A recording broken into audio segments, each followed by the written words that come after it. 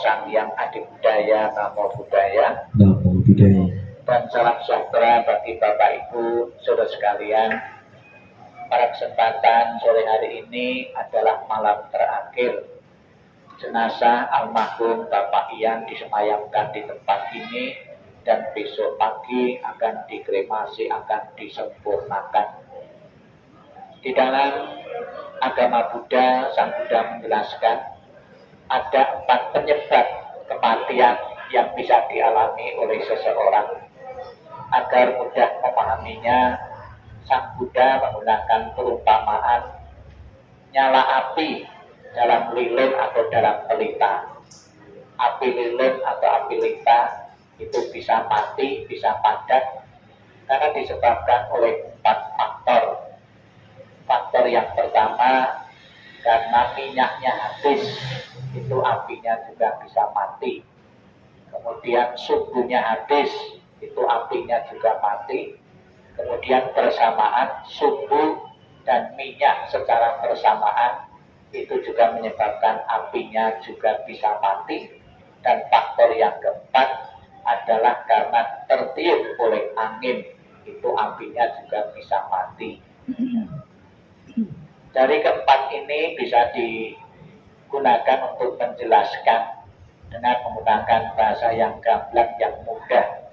Ada seseorang meninggal itu karena batas usia rata-rata manusia sudah habis. Batas usia rata-rata manusia saat ini kurang lebih 70 sampai 75 tahun. Ya. Batas usia rata-rata manusia sangat dipengaruhi oleh faktor kemoralan yang dijalankan oleh seseorang. Semakin orang itu meningkatkan kemoralannya, batas usia rata-rata akan semakin meningkat. Tapi di zaman kemoralan itu semakin merosot, usia manusia, batas usia rata-ratanya juga semakin pendek. Secara pasti kita tidak mengetahui almarhum Bapak Ian itu termasuk yang mana. Ya. Kemudian ada lagi karena karmanya habis, dan kemudian karena tertiup angin, ataupun karena bersama-sama itu habis, karmanya habis, dan juga batas usia rata-rata manusia juga habis, menyebabkan seorang meninggal.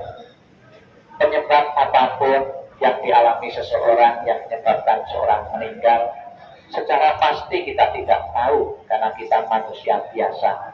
Namun orang-orang tertentu yang mempunyai kebijaksanaan seperti Sang Buddha tahu bahwa ketika ditunjukkan Sang Buddha, ini seseorang ini baru meninggal, ini disebabkan karena apa? Atau seseorang baru meninggal, ketika ditanya akan terlahir di mana, Sang Buddha bisa menjawabnya. Namun Bapak Ibu sekalian, bukan berarti kehidupan yang akan datang adalah kehidupan yang rahasia, yang sama sekali bisa diketahui oleh seseorang. Kehidupan yang kita jalani saat ini adalah pengaruh perbuatan-perbuatan yang kita lakukan di masa kehidupan yang lalu, membentuk kehidupan saat ini dan juga akan membentuk kehidupan yang akan datang. Untuk mengetahui kelahiran saat ini, kok saya bisa seperti ini, perbuatan apa yang kita lakukan di masa lalu, maupun apapun yang kita lakukan dalam kehidupan saat ini, arah seperti apa kelahirannya akan datang, bisa kita lihat dalam kehidupan ini.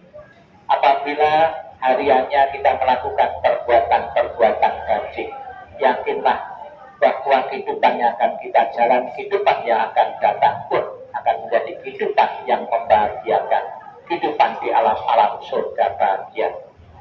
Tujuan dari membawakan doa ini di samping membantu almarhum Bapak Ian untuk segera terdorong atau memiliki alam surga bahagia, tentunya tujuan yang lain adalah memberi peringatan kepada kita semua bahwa kehidupan yang kita jalani ini ada batasnya.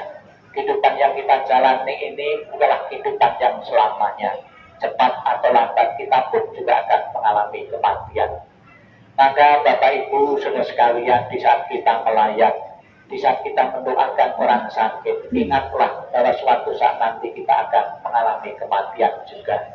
Semoga kehidupan ini akan kita isi dengan perbuatan-perbuatan baik, sebagai bekal kita agar kehidupan yang akan datang pun kehidupan yang membahagiakan. Selamat jalan almarhum Bapak Yani. Semoga perbuatan-perbuatan yang kau lakukan, kau perbuat dalam kehidupan saat ini sudah memadai untuk terdorong melalui alam bahagia, dan juga keluarga yang ditinggalkan segera merelakan mengikhlaskan kepergianmu menuju alam yang lain. Sadu, sadu, sadu.